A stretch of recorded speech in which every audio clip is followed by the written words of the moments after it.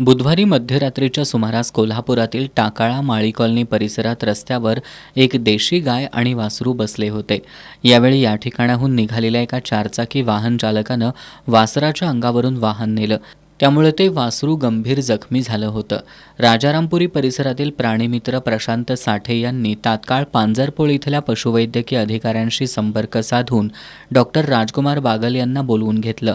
मात्र त्यापूर्वीच त्या वासराचा मृत्यू झाला होता. वाहन चालकाच्या बेपर्वाईमुळे एका वासराचा मृत्यू झाल्याचा व्हिडिओ दिवसभर सोशल मीडियावर व्हायरल झाल्यानंतर सर्वत्र हळहळ व्यक्त होत होती. या प्रकरणी प्राणीमित्र प्रशांत साठे यांनी दिलेल्या फिर्यादीवरून गुरुवारी रात्री उशिरा अज्ञाताविरोधात राजारामपुरी पोलिसात गुन्हा दाखल करण्यात आला होता. दरम्यान आज राजारामपुरी पोलिसांनी वासराच्या मृत्यूस कारणीभूत ठरलेल्या वाहन चालकाचा शोध घेऊन त्याला ताब्यात घेतलंय. हर्ष संकपाळ असं त्याचं नाव असून त्याच्याविरोधात पुढील न्यायालयीन प्रक्रिया करण्यात येईल अशी माहिती राजारामपुरी पोलीस ठाण्याचे पोलीस निरीक्षक सुशांत चव्हाण यांनी दिली आहे.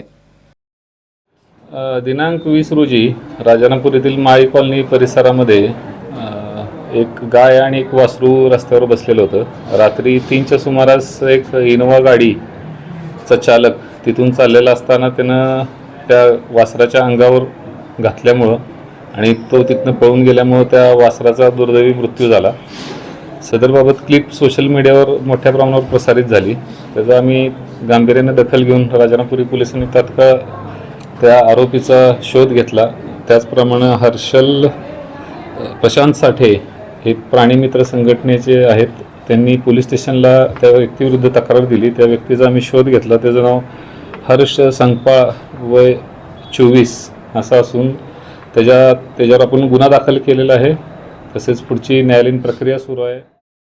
दरम्यान आज दुपारी कोल्हापुरातील गोरक्षक प्राणीमित्र चांगलेच आक्रमक झाले होते.